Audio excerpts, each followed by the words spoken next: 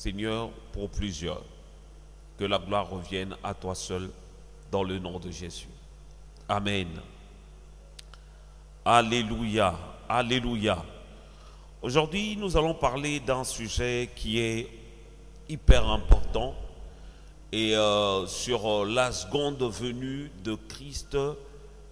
Alléluia. Sur la deuxième venue ou la seconde venue de notre Seigneur Jésus-Christ. Car si nous parlons de la deuxième, c'est qu'il y a eu déjà une première. La première, comme beaucoup le savent, Jésus était venu en chair. La Bible dit il s'est incarné, il a pris la chair humaine et pour pouvoir venir sauver premièrement les Juifs, les sauver premièrement. Et la Bible dit il est venu chez les siens et les siens ne l'ont point reçu. C'est alors que cette grâce est accordée à quiconque croit en lui. Il devient enfant de Dieu. Donc cette grâce qui est accordée aux Juifs nous est aussi accordée, peu importe notre tribu, peu importe notre origine, cette grâce aussi nous est accordée pour devenir des enfants de Dieu. Et ça fait un moment que nous parlons sur un thème important, dans ce thème nous parlons sur les signes des derniers temps. Et en enseignant ce genre de choses, nous avons vu pas mal des signes déjà. Nous avons vu la tiédeur qui fera de sorte que beaucoup de personnes vont se lancer dans le mélange, c'est-à-dire il est en même temps dans le monde, en même temps dans le Seigneur. On voit ces gens de personnes un peu partout. Quelqu'un qui va à l'église, qui en même temps il va en boîte. Quelqu'un qui peut écouter la parole de Dieu et qui peut aussi voler dans son travail. On voit ce genre de choses, le mélange, selon l'Apocalypse, là où le Seigneur s'adresse à l'église de Laodicée en parlant de sa tiédeur. Il a dit, tu es ni froid ni chaud. Donc si tu es ni froid ni chaud, c'est que tu es tiède. Je risque de te vomir à cause de ta tiédeur, parce que tu dois avoir, comme on dit, l'homme ne peut que servir un maître. Tu ne peux pas servir deux maîtres, parce que tu aimeras un et tu haïras l'autre. Donc tu dois servir un seul maître. Alors, comme nous avons vu pas mal des signes attestant le retour imminent de Jésus, aujourd'hui j'aimerais en fait aborder ce sujet sur la seconde venue de Jésus-Christ. La seconde venue de Jésus-Christ. Et en parlant de ce thème, nous devons comprendre quelque chose d'important, que la seconde venue de Jésus-Christ se fera en deux phases. Alléluia. La seconde venue de Jésus, ça se fera en deux phases. Je vais essayer de m'expliquer. Donc, la première phase que nous allons aborder aujourd'hui, et le reste nous allons le voir peut-être plus tard, le jeudi, si le Seigneur le permet. La première phase de la seconde venue de Jésus, c'est déjà l'enlèvement de l'Église. L'enlèvement de l'Église où il viendra justement chercher une Église glorieuse, c'est-à-dire sa première venue, si je peux dire, la première phase pour mieux éclaircir les choses. Comme je répète encore, la seconde venue de Jésus a deux phases en fait. Cela se fera de deux phases. Alléluia. La première phase, c'est l'enlèvement de l'Église. Et la deuxième, c'est, que dirais-je, le retour où lui-même il viendra, il posera ses pieds et la Bible dit tout le monde le verra. Alléluia.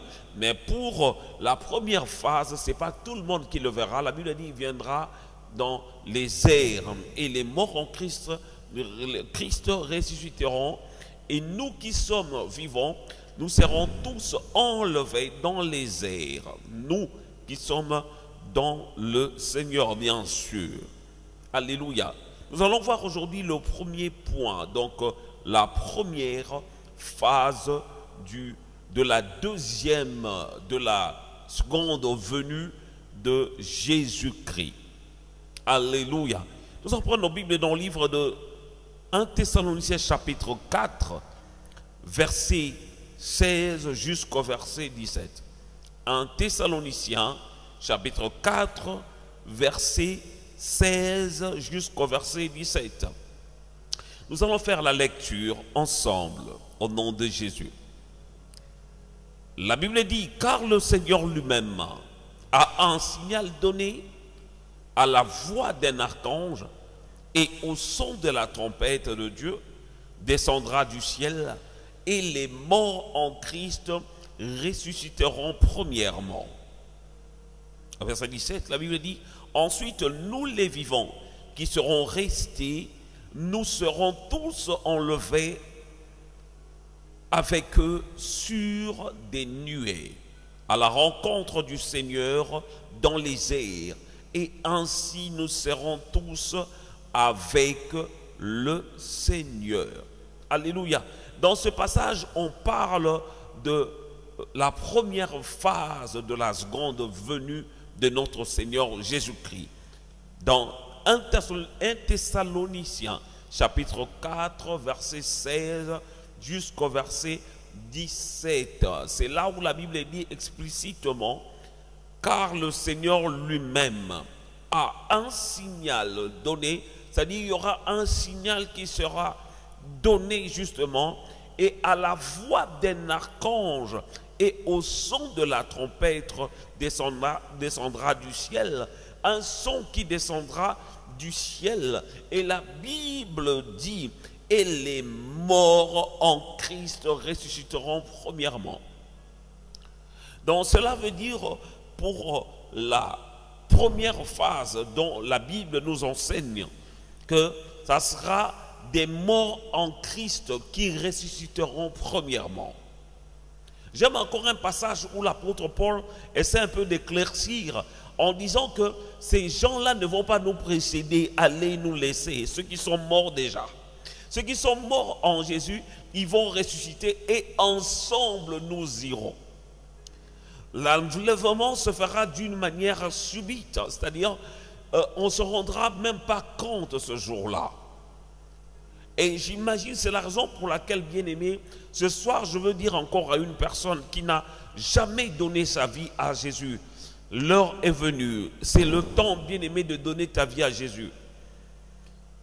Des fois, vous nous regardez, nous qui avons l'habitude d'aller à l'église, d'aller prier, nous qui allons fréquemment à l'église, nous qui avons accepté Jésus, nous qui prêchons, des fois ça t'arrive peut-être de te dire, eh ben, ces gens-là, ils passent leur temps parce qu'ils n'ont pas peut-être le moyen. C'est la raison pour laquelle ils vont prier pour trouver de l'argent. Bien aimé, si nous allons dans les assemblées ou dans les églises, ce n'est pas pour passer notre temps. C'est juste que nous avons compris quelque chose, que ce monde passera, comme dit les Écritures. Le monde passera, la terre passera, toutes les choses de ce monde passeront, mais la parole de Dieu ne passera jamais. De la même manière, bien aimé, quand on va dans une école pour apprendre des choses, des fois il y a des examens. Il y a des examens en fait. C'est de la même manière aussi le Dieu qui a créé les ciels et la terre, je dirais même les cieux et la terre. Ce Dieu-là aussi va juger un jour le monde. Et il reviendra premièrement pour chercher d'abord ceux qui ont accepté Jésus-Christ dans leur vie. C'est la raison pour laquelle, bien aimé, le temps t'est accordé encore ce soir. Je t'en supplie de donner ta vie à Jésus-Christ. Ce n'est pas de la rigolade, de prendre cet engagement, bien aimé. Peut-être tu te dis, eh ben, comment je vais le faire, bien aimé, c'est simple. C'est juste une prière que tu vas faire ce soir en disant, Seigneur Jésus, je viens ce soir après avoir écouté ta parole de Dieu et je vais donner ma vie entièrement à toi. Je vais abandonner le monde, les choses de ce monde pour s'attacher rien qu'à toi afin que tu deviennes mon maître et mon Seigneur au nom de Jésus. Amen. Ça peut paraître simple, une courte prière, mais avec conviction, avec foi. Bien-aimé, c'est alors que tu vas faire une alliance avec ton Dieu. Et cela fera de toi un enfant de Dieu. J'ai l'habitude de dire que nous sommes tous des créatures de Dieu. Parce que c'est Dieu qui nous a créés. Mais nous ne sommes pas tous enfants de Dieu. Nous sommes des créatures parce que nous étions tous créés par Dieu. Mais nous ne sommes pas tous enfants de Dieu. Jean chapitre 1er parle de cela. À ceux qui ont cru en lui, à ceux qui l'ont reçu, il leur a donné le pouvoir de devenir enfants de Dieu. C'est-à-dire, à ceux qui ont cru à la parole de Dieu, à ceux qui ont cru à la parole que Jésus nous a enseignée, à ceux qui l'ont reçu comme leur Seigneur et Sauveur, il leur a donné le pouvoir de devenir, pardon, excusez-moi. Quand on parle de devenir, c'est-à-dire il y a un changement, il y a eu un processus, quelque chose qui se passait. Quand la Bible dit qu'il leur a donné le pouvoir de devenir enfants de Dieu, permettez-moi d'aller dessus. Je ne sais pas pourquoi le Seigneur me conduit dans ce sens, mais je crois que c'est bénéfique pour une personne.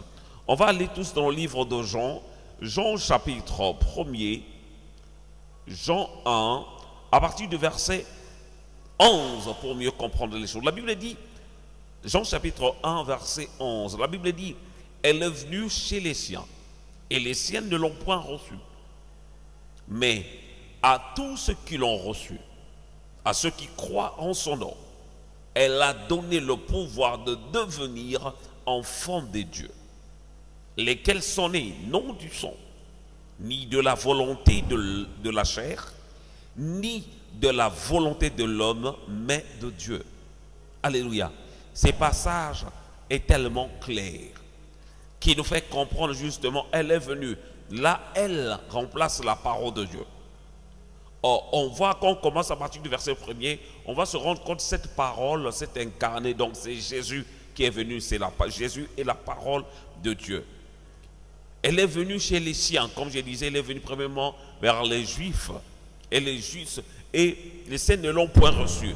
Maintenant, cette grâce est accordée à tout le monde, à ceux qui l'ont reçu.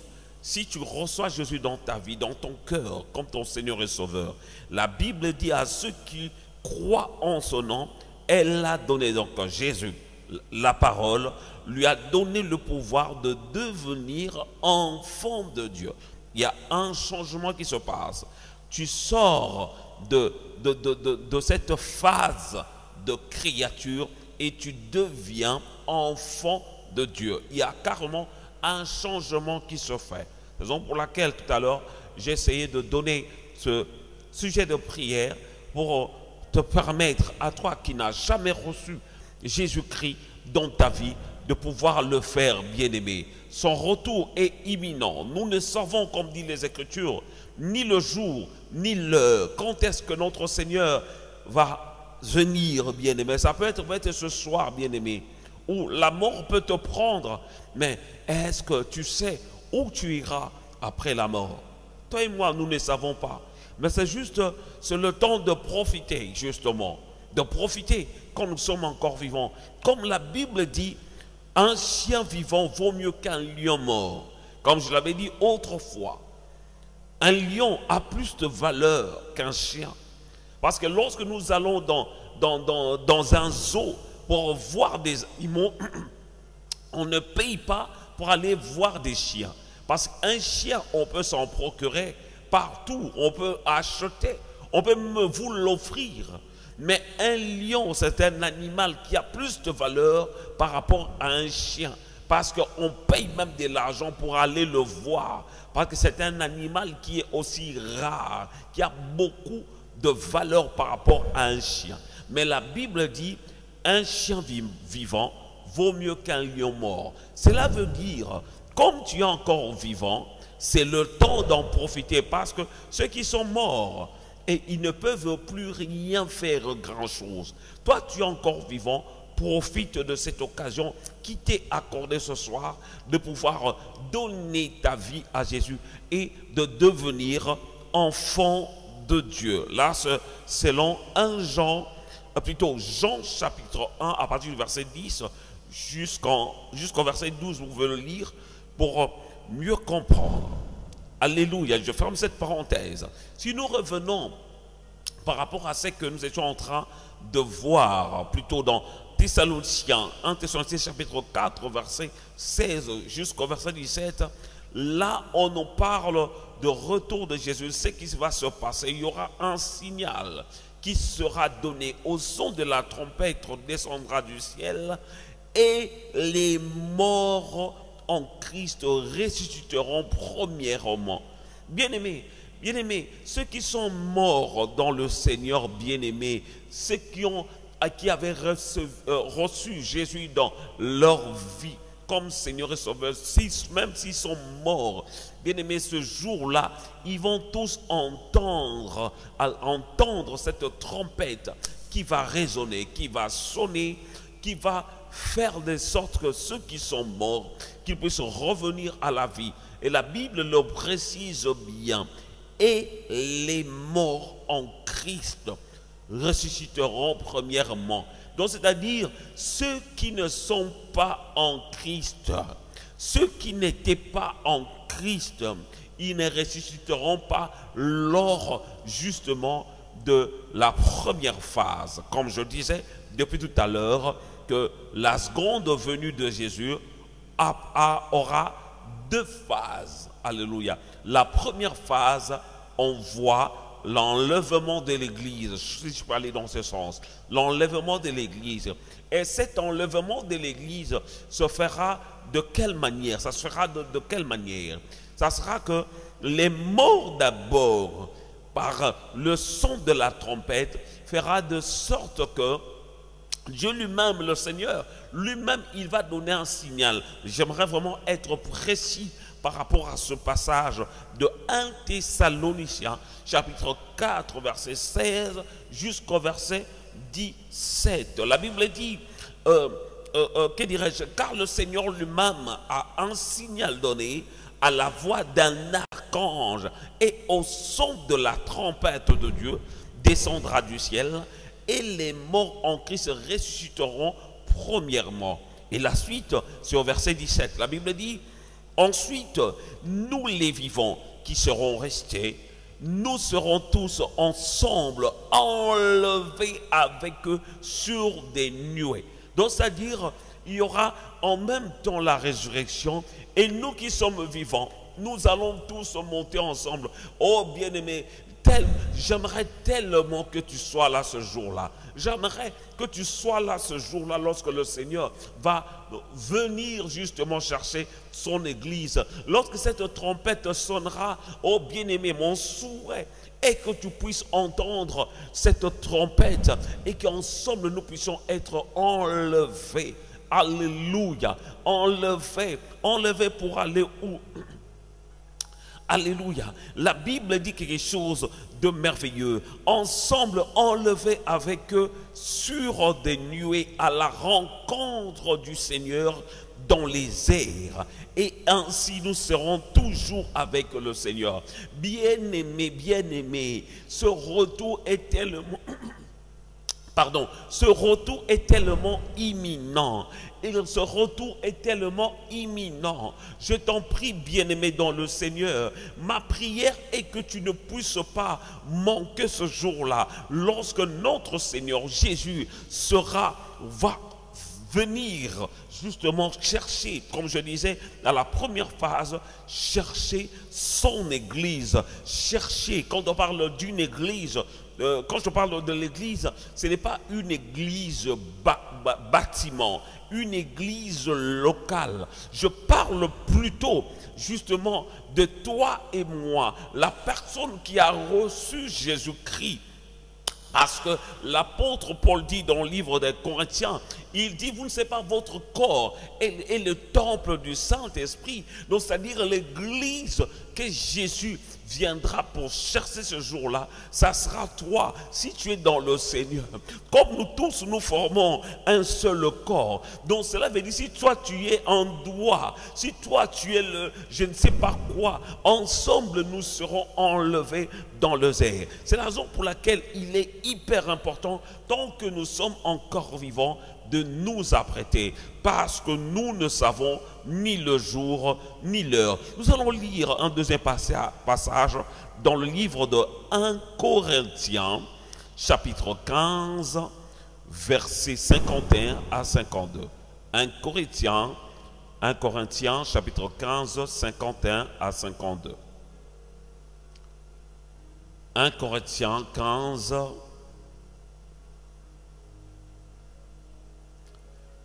51 à 52. Je lis au nom de Jésus. La Bible dit, voici, je vous dis un mystère. Nous ne mourrons pas tous, mais tous nous serons changés.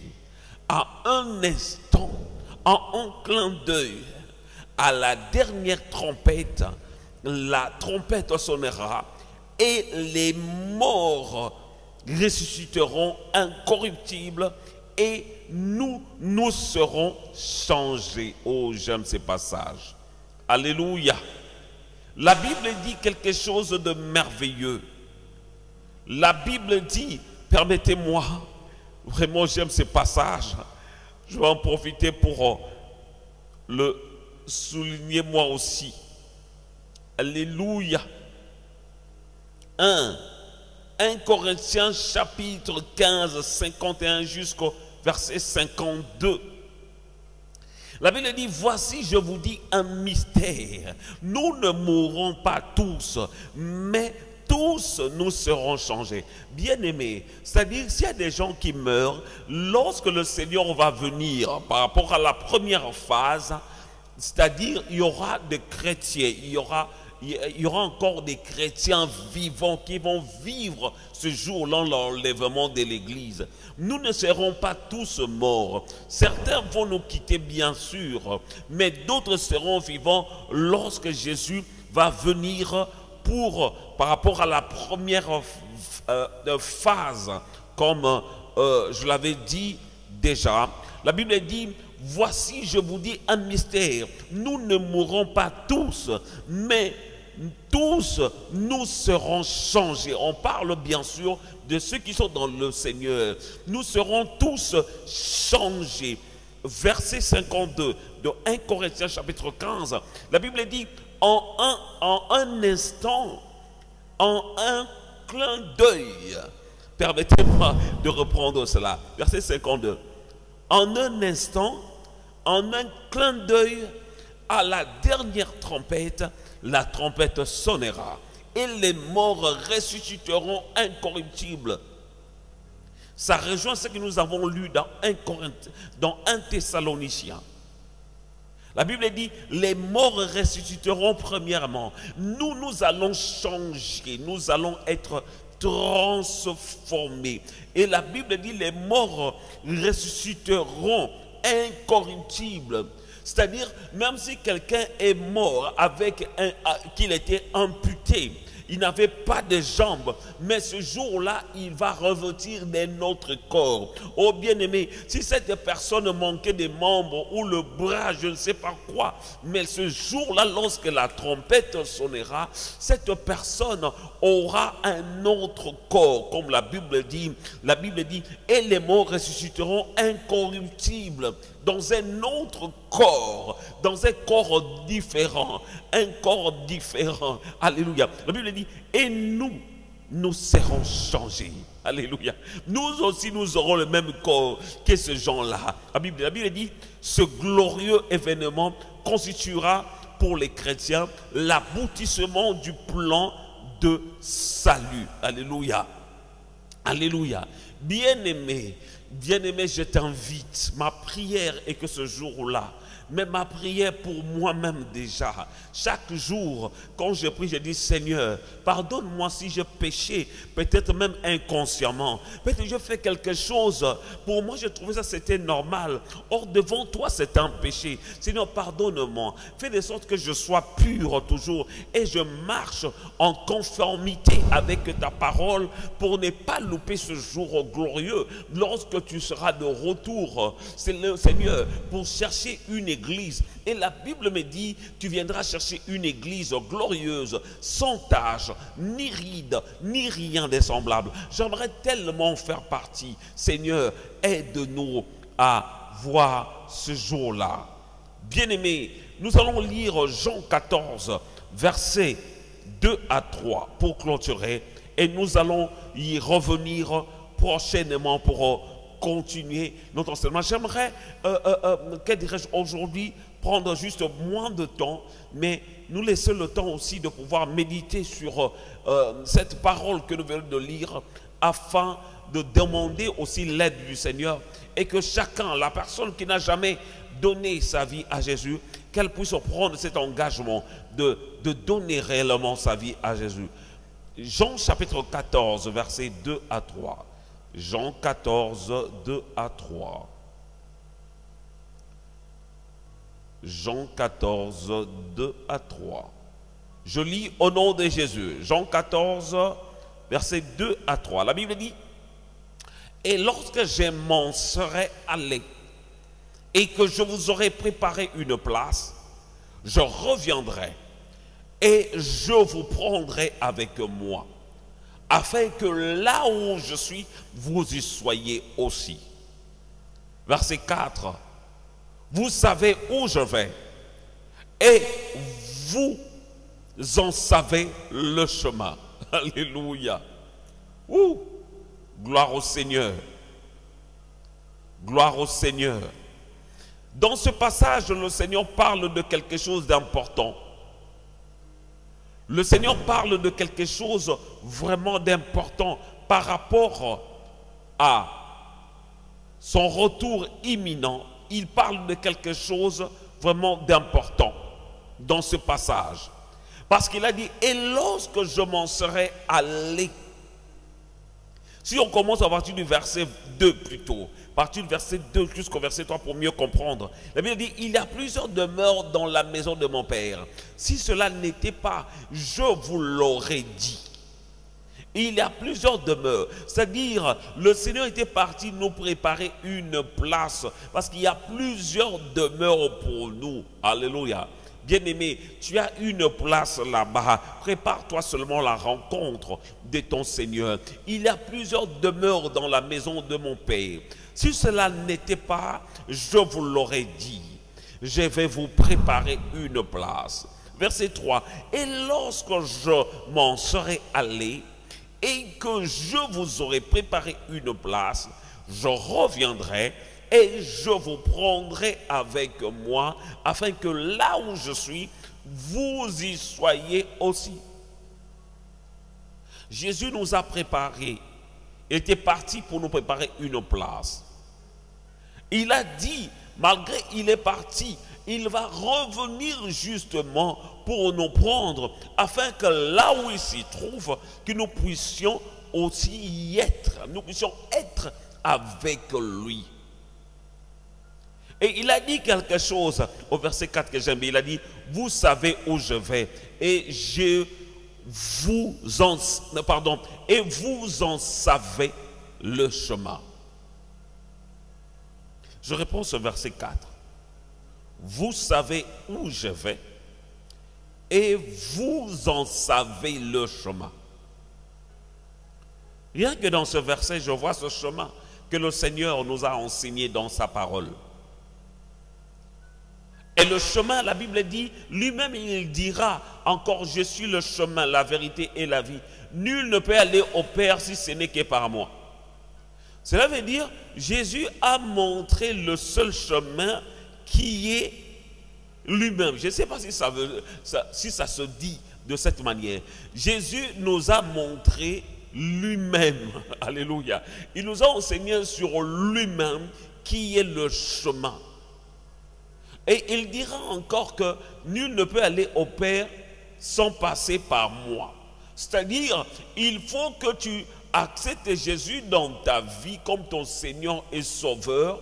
Il faut que tu puisses croire en lui pour devenir enfant de Dieu. Et cela te permettra justement d'emprunter ce chemin qui va t'emmener vers le Père. Jésus est parti préparer une place. Il est parti préparer une place pour toi et moi. Bien-aimé, qu'est-ce que tu fais en ce moment?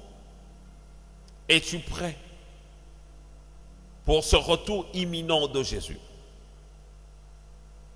Il y a une chanson que j'aime bien qui dit « Jésus revient, Alléluia, Jésus revient, Alléluia. Seras-tu prêt quand il viendra? Alléluia, Alléluia. Seras-tu prêt quand il viendra? Seras-tu prêt quand il viendra? Si tu es prêt, il te prendra. Alléluia, Alléluia. Si tu es prêt, il te prendra. Si tu es prêt, il te prendra. Et avec lui, tu régneras. Alléluia, Alléluia. Jésus revient bientôt. Es-tu prêt? Es-tu prêt? Tu es déjà préparé pour ce jour-là. Chacun est libre de pouvoir prier ce soir. Nous venons de voir quelque chose d'important sur le retour imminent de notre Seigneur. Dans 1 Thessaloniciens chapitre 4, verset 16 jusqu'au verset 17, on nous a parlé de ce signal au son de la trompette. Comment l'enlèvement se fera-t-il?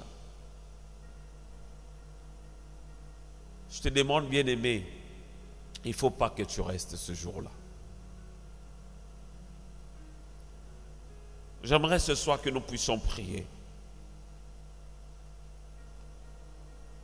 Je n'ai pas envie de prendre plus de temps, mais j'aimerais que chacun puisse prendre cette parole au sérieux.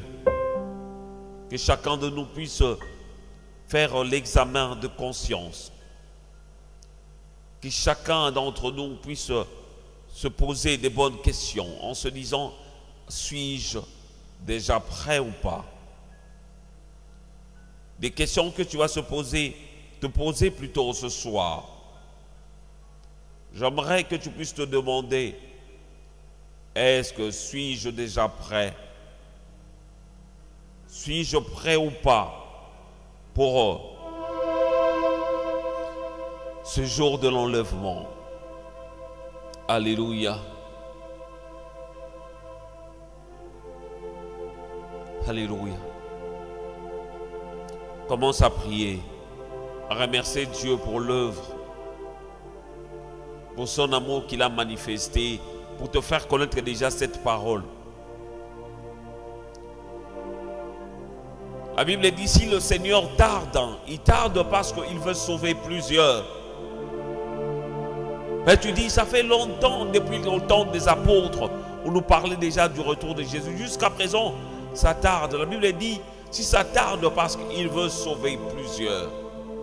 Parce qu'il veut justement te sauver, toi qui me regardes, toi qui m'écoutes encore ce soir. Le Seigneur voulait que tu sois à l'écoute de ces choses. Je ne connais pas ta vie. Je ne sais pas comment tu conduis ta vie. Moi qui vous prêche, bien-aimé, moi aussi je vais aller ce jour-là. j'ai à cœur d'y aller. Ma volonté, le temps que j'ai fait, toutes ces années que je fais, de servir Dieu, de prêcher la parole, chanter tous les dimanches, aller à l'église. Et j'aimerais aussi voir ce Seigneur. Oh Jésus.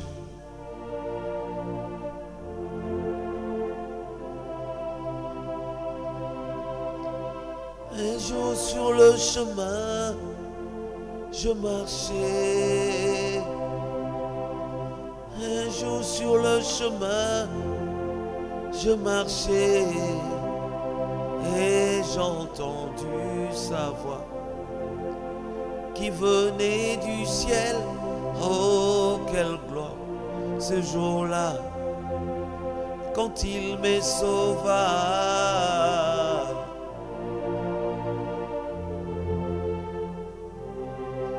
Oh, oh Seigneur Jésus, voici ma prière.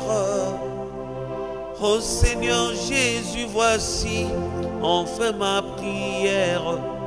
Laisse-moi toujours demeurer dans ta parole, car celle-ci m'emmènera devant Jésus. Cet homme que je t'en prêchais, sans pourtant l'avoir vu, mais bientôt quelle gloire ce jour-là, quand il sera là.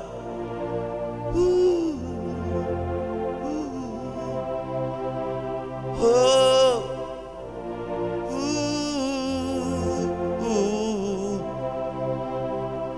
Alléluia. oh, kolo Yesu yoka lo sambonanga. Jésus. Oh, kolo Yesu yoka libondeli nanga e tika ngai ete na umela na liloba ya tango po yango ndeko memanga liboso na Yesu e mobali oyo ngai nalinga mingi o kasi namona te o esengo na mokolo yo nga nakomona kolo Yesu. Alléluia.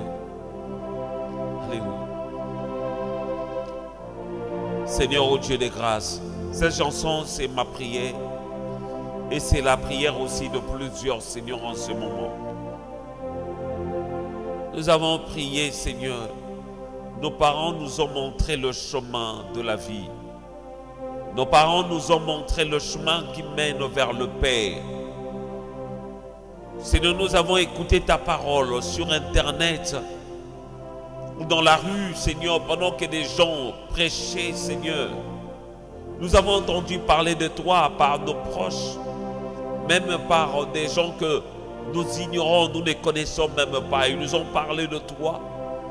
Père, ma prière est que ce jour-là, que tu fasses de sorte que nous puissions te voir, Seigneur. Aide-nous surtout à quitter, Seigneur, oh Dieu, les choses, Seigneur, oh Dieu, qui peuvent devenir comme des obstacles pour nous empêcher de te voir. Donne-nous la force de tenir bon, Seigneur, devant les obstacles, devant les flèches enflammées de l'ennemi, oh Dieu. Oh Dieu, nous voulons dire comme l'apôtre Paul qui a dit: nul ne me séparera de l'amour de Dieu manifesté en Jésus-Christ. Nul ne me séparera de l'amour de Dieu manifesté en Jésus-Christ. Ce n'est pas le diable, ni ses démons, ni les anges, ni les choses visibles, ni les choses invisibles. Rien ne nous séparera de ton amour, Seigneur. Donne-nous la force de tenir bon devant les ruses et les flèches enflammées de l'ennemi, ô Dieu de grâce. Aide-nous, Seigneur, aller à chaque fois de l'avant.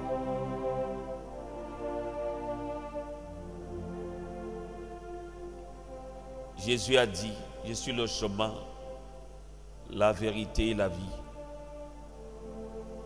Nul ne va au Père sans passer par moi. c'est par Jésus que tu peux aller au ciel. J'aimerais prier pour quelqu'un qui n'a jamais donné sa vie à Jésus. Quelqu'un peut-être qui veut maintenant prendre une résolution. Je lui dis, eh ben, je me sens touché par ce message et ce soir, je vais donner entièrement ma vie à Christ. Moi, je vais prier pour toi. Tu vas juste mettre ta main sur ta poitrine et moi, je vais prier. Tu vas répéter cette prière après moi. Seigneur Jésus, j'ai écouté ta parole et j'ai pris la décision de donner ma vie à toi. Je veux t'appartenir pour toujours. Je ne veux plus vivre dans le péché, mais je vais vivre rien que pour toi. Je refuse le monde. Je refuse le péché. Je refuse le diable et ses œuvres. Et j'accepte désormais de t'appartenir pour toute ma vie. Merci Seigneur Jésus. Maintenant je vais prier.